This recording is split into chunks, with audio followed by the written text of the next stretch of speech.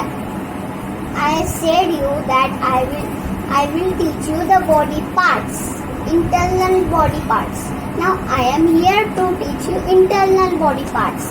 Now see, what is the internal body parts? Internal body parts. Now our internal body parts are brain, heart, lungs, stomach, and other things. Okay, clear? Now, what the function they do? See here.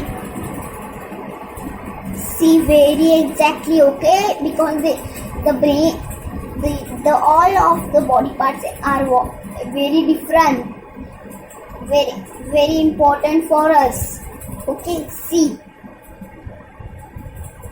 Father, you also see.